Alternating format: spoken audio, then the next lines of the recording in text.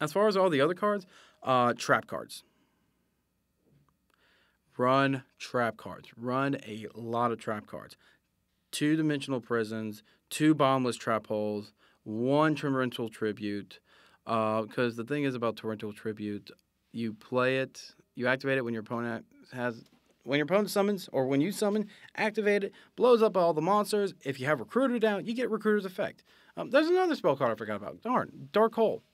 Dark Hole, since it was just recently made, not recently, this was a while back. It was made legal a while back, so I highly recommend Dark Hole for this deck. Seven Tools of the Bandit, Solemn Judgment, of course, Magic Jammer, Dark Bribe. I don't really recommend that many Dark Bribes. I love Dark Bribe to death because it stops any spell or trap card, but at the same time, I don't recommend it that strongly, mainly because it does give your opponent one card, and while you may stop one devastating card, you never know. You could have just probably given them another extremely good devastating card. So, yeah, Junk Gardener. Here comes Junk Gardener. And Junk Gardener is a really, really, really nice card. In that once per turn, both during yours and your opponent's turn, he can switch the battle position of any monster he chooses. And there's the friggin' Upstart Goblin again. So Nick's now at 9,000, and Nick's excited because he's gaining life points. Poor fool, he doesn't know better.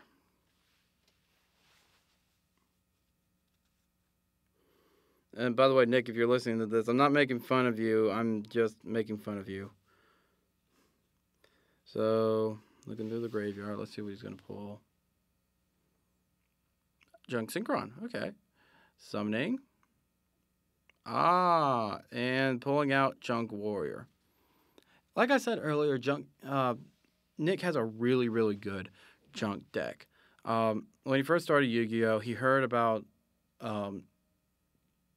what we do to play, what we do to build decks, and a lot of good strategy out there is to take multiple copies of structure decks that are out there, like the new Lost Sanctuary deck that just came out, the Merrick structure deck, the Dragoonity structure deck, and put together multiple copies of it, and then take out a few cards.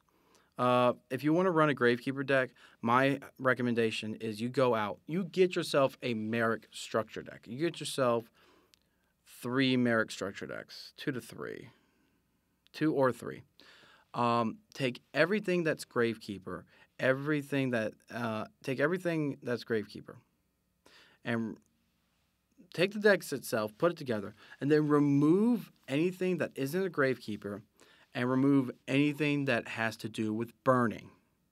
And you've pretty much then just, shrink it to where it's legal size, remove copies of cards that exceed 3, take out all copies of like Mirror Force, because I think Mirror Force is in the Mirror Structure deck, if I'm not mistaken. I don't think I am. I'm pretty sure the Mirror Structure deck came with Mirror Force, but I could be wrong. Yeah, 1 Mirror Force. And there you go. You have a really good Gravekeeper deck. Now, the thing about the Gravekeeper deck is that the Merrick Structure deck actually does not come with Steel A, or at least I don't think it comes with Steel A, so you're probably going to have to go out and get your own Steel A, which is not that bad, because Steel A isn't that expensive to begin with. Just go out. It doesn't come with Royal Tribute. That one I know for a fact. It does not come with Recruiter.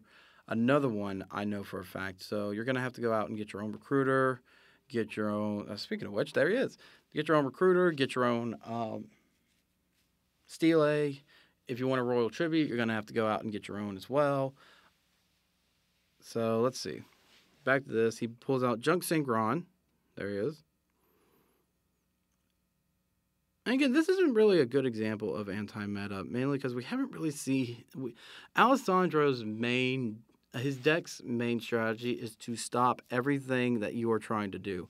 And it's actually a really good deck to do that, because he runs a lot of really good counter trap cards and regular trap cards and all that other stuff. we haven't actually seen that very much. And right now he doesn't have anything face down, which is, yeah, good call. He went ahead, blew up Descendant, which, most threatening thing on there. So, yeah. And his turn's over. Yeah, we're probably going to see another Descendant soon. If not, oh, nope. Oh, now Alessandro's just defending. And this is the duel I was telling you about where you're going to yell at Nick. Because Nick has the way. Nick has a way of actually beating Alessandro at one point, and he doesn't. Oh, yeah, there was another card in here that I forgot to mention for a anti-meta deck. And it's up to you if you want to run it or not. Which you will see here soon.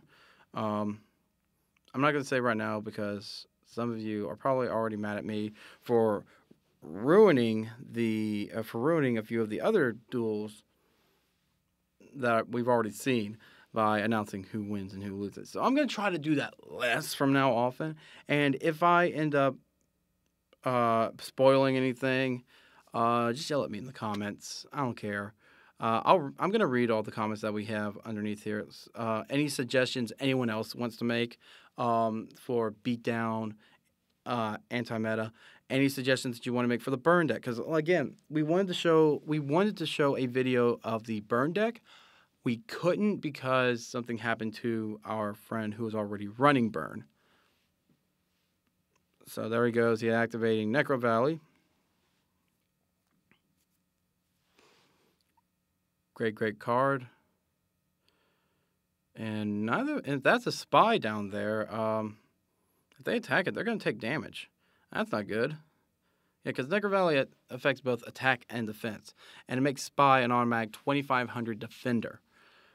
So, I solemn judgment that. Darn, that is harsh. Alessandro's having a hard time with this duel, too. His duel isn't being impossible, but he is having a hard...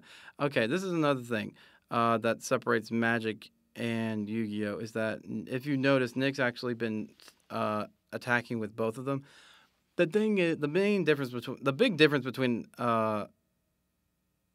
Yu-Gi-Oh! And Magic is that when you declare an attack in Magic the Gathering, you have to announce the attack with all the monsters that you're attacking with.